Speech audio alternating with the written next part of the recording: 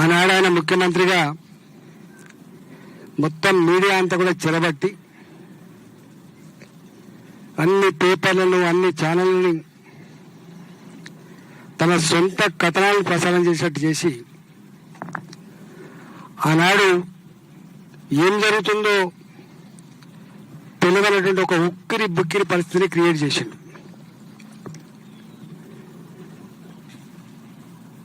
ఆనాడు మాలాంటి వాళ్ళం బయటకు వచ్చి చెప్పుకుందామంటే కూడా ఎవరు రాయని పరిస్థితి, ఎవరు చెప్పని పరిస్థితి, అనివార్యమైన పరిస్థితులలో మేము భారతీయ జనతా పార్టీలో జాయిన్ అయినాం. మేము సమాజానికి మరోసారి తెలియాల్సిన అంశం ఏంటంటే, ఈ మధ్య కాలంలో నాది, శోభమ్మ గారిది కరీంనగర్లో ఫోటో వేసి జీవన్ రెడ్డి గారు వీళ్ళంతా మళ్ళీ పార్టీ మారుతుందని చెప్పి పోస్టర్లు పెట్టుడు, దానికి కొంతమంది మాయాంటున్నోళ్ళు కూడా దాన్ని ప్రమోట్ చేసి ఇట్లాంటివి జరుగుతూ ఉన్నాయి.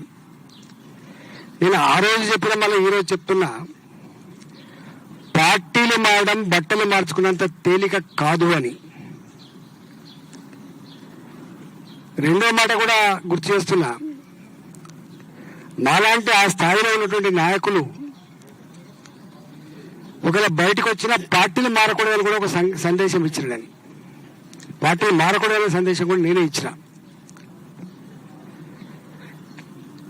అట్లాంటి నన్ను పట్టుకొని ఈ మధ్య కాలంలో మళ్ళీ ఇట్లాంటి వెకిలి ప్రయత్నాలు ఏవి చేస్తుండో, నా గురించి తెలంగాణ సమాజం తెలిసినప్పటికి కూడా, నా మాటలు మీకు గుర్తున్నప్పటికి కూడా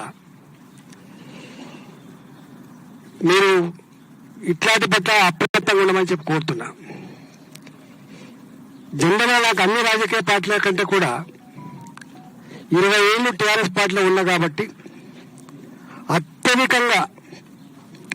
అత్యధికంగా పరిచయం ఉన్న వాళ్ళంతా కూడా న్యాచురల్గా టీఆర్ఎస్ పార్టీలో ఉంటారు. నన్ను అభిమానించే వాళ్ళు ఉంటారు. ఈ మధ్యకాలంలో చర్చ జరుగుతూ ఉంది, ఈటల రాజేంద్ర గారిని పోగొట్టుకొని కేసీఆర్ తప్పు చేసుకున్నాడు అని అంటాను. నేను అంటలేను. ఇట్లా అనేక మంది పోగొట్టుకున్నారు. ఒక తుమ్మల నాగేశ్వరరావు కావచ్చు, ఒక కడియం శ్రీఆర్ గారు కావచ్చు, ఒక పొంగిరెడ్డి శ్రీనివాసరెడ్డి గారు కావచ్చు, ఒక ఏపీ జితేందర్ రెడ్డి గారు కావచ్చు, ఒక బొడిగ శోభమ్మ కావచ్చు, అనేక మంది ఉద్యమకారులు, అనేక మంది మాజీ ఎంపీలు, అనేక మంది మాజీ మంత్రులు, అనేక మంది మాజీ ఎమ్మెల్యేలు పోగొట్టుకున్నాడు. అయితే ఈ మధ్యకాలం పెద్ద చర్చ జరుగుతూ ఉంది. మళ్ళా రామరాజు లాంటి వాడు, లేకపోతే బొడిగ శోభమ్మ లాంటి వాళ్ళు మళ్ళా కేసీఆర్తో కలుతారట అనేటువంటి చర్చ పెడుతున్నారు. ఇట్లాంటి పిచ్చి ప్రయత్నం చేయొద్దని చెప్పి నేను కోరుతున్నా. ఆ సబ్జెక్ట్ ఎత్తేనే నాకు నేను ఆ వేడ భరించిన బాధ ఏందో గుర్తుకొస్తూ ఉంటుంది. ప్రజల కాలాన్ని నేను చెప్పలేకపోయినా కానీ నన్ను కేవలం బర్తరఫ్ చేయడం మాత్రమే కాకుండా పేపర్లలో, టీవీలలో క్యారెక్టర్ అసెస్మెంట్ చేయడమే కాకుండా తనకున్న అధికార బలంతో ఆనాడు రఘునందన్ రావు అనేటువంటి ఒక ఐఏఎస్ ఆఫీసర్ బృందాన్ని వేసి రాత్రే ఒక 3 లక్షల రిసెప్టివ్లలో గోడౌన్స్ ఉంటాయి, ఖాళీ చేయించి 3 ఏళ్ళు ఖాళీ పెట్టించిండు. రాత్రే నాకు ఒక ఫీడ్ ప్లాంట్ 78 కోట్లతో కట్టుకున్న ఫీడ్ ప్లాంట్ పొల్యూషన్ సర్టిఫికేట్ లేదని చెప్పి సీజ్ చేసిండ్రు. వందలాది మంది దళితుల్ని పెట్టి రోజు ధర్నాలు పెట్టించిండ్రు, షెడ్లు కూడా కొట్టించిండ్రు. పొద్దునప్పుడే సర్పంచ్ గారు అన్యాయం అని చెప్పింది, సాయంత్రం కల్లా డబ్బులు ఇచ్చి మేనేజ్ చేసి ఇది నిజమని చెప్పించిండ్రు. నేల తరబడి అక్కడిని అడ్డ పెట్టించి, ఇప్పుడున్న మాజీ మంత్రులతోటి, ఇప్పుడున్న మాజీ ఎమ్మెల్యేలతో అడ్డ పెట్టించి ఆయన చేయని పని లేదు. ఫీడ్ ప్లాంట్స్ ఇచ్చేసిండ్రు, కులఫాలు కూడా కొట్టించిండ్రు, భూములు గుంజుకున్నారు. మన ఈ మధ్య కాలంలో మళ్ళీ ఓపెన్ చేసుకుంటుంది మెల్లమెల్లగా.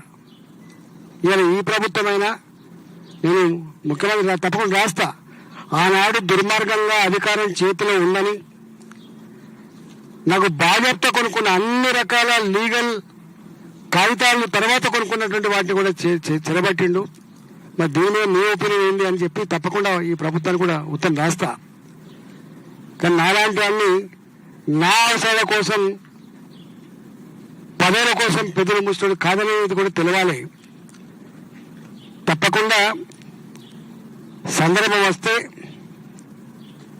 ఈటల రాజేందర్ ఏందో, ఈటల చరిత్ర ఏందో, ఈటల గరిమ ఏందో తప్పకుండా తెలంగాణ సమాజం తెలుస్తుంది. నేను ఒక విజ్ఞప్తి చేయదలుచుకున్నా. ఈ రాష్ట్రంలో ఈ ప్రభుత్వం మీద విపరీతమైన వ్యతిరేకత వస్తూ ఉంది. కానీ ఆనాడు కేసీఆర్ ఎట్లయితే మీడియాను మేనేజ్ చేసి చెరబట్టి మేనేజ్ చేసుకుంటుండో వీరు కూడా అట్లే చేసుకుంటా ఉన్నారు. దీనంతా ప్రజలు గమనిస్తూ ఉన్నారు. సందర్భం వచ్చినప్పుడు తప్పకుండా ఇప్పటికే హైదరాబాద్లో మాలాంటి వాళ్ళం ఒక హైడ్రా పేద ఇళ్ళు కూల్చేసినాడు ఎట్లా స్పందించడం, మూసి పేరిట వాళ్ళ వెనుక ఉన్న ఏజెంట్ అయిందో దాని మీద మేము ఉద్యమించడం, ఇవాటికి పేదల అసైన్మెంట్ భూములు గుంజుకుంటున్నప్పుడు దాన్ని అడ్డుకున్నది మేము. ఇట్లా అనేక విషయాల మీద ఉన్నాం.